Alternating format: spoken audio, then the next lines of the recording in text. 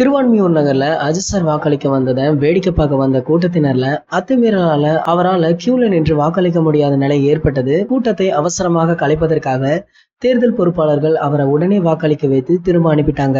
நாடு முழுவதும் மக்களவை தேர்தல் 7 கட்டங்களாக நடந்துச்சு. இதுல முதல் கட்டமாக 91 மக்களவை தேர்தல்ல கடந்த 11ஆம் தேதி தேர்தல் நடந்துச்சு. இரண்டாம் கட்ட தேர்தல் 95 தொகுதிகள்ல ஏப்ரல் 18ஆம் தேதி நடந்துச்சு. தமிழகத்துல உள்ள 39 தொகுதிகள்ல புதுச்சேரியில ஒரு தொகுதி என 40 மக்களவை தொகுதிகளுக்கு அண்மையில வாக்குப்பதிவு நடக்கும் என அறிவிக்கப்பட்டது. இத்துடன் தமிழக காலியாக உள்ள 18 சட்டப்பேரவை தொகுதிகள் மற்றும் புதுச்சேரி தட்டாஞ்சாவடி சட்டப்பேரவை தொகுதிக்கான இடைத்தேர்தலும் அண்மையில வாக்குப்பதிவு தொடங்குச்சு.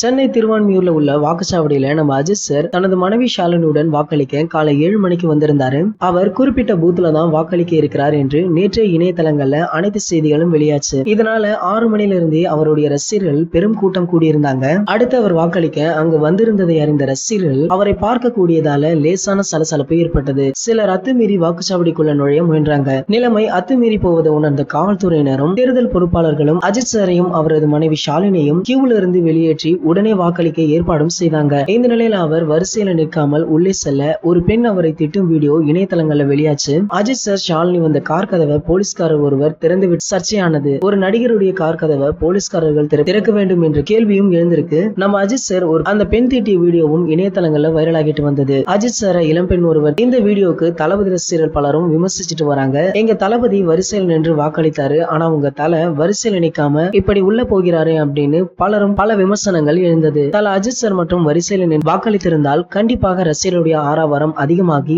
அங்கு தடியடி கூட நடந்திருக்கலாம். இதன் காரணமாக தல அஜித் வரிசையில் நிக்காம உள்ளே சென்று வாக்களித்து விட்டாரு. இதை புரிந்து கொள்ளாமல் பலரும் இதை பற்றி தவறாக இணையதளங்கள்ல பேசிட்டு வராங்க. இந்த நியூஸ் பற்றி நீங்க என்ன நினைக்கிறீங்களோ அது கீழே உள்ள கமெண்ட் செக்ஷன்ல கமெண்ட் பண்ணிடுங்க. இந்த வீடியோ பிடிச்சிருந்தா லைக் ஷேர் மறக்காம நம்மளுடைய சேனலை சப்ஸ்கிரைப் பண்ணுங்க. மேலும் அப்டேட்டை மிஸ் பண்ணாம பார்க்க பக்கத்தில் உள்ள பெல் ஐகானை கிளிக் பண்ணுங்க.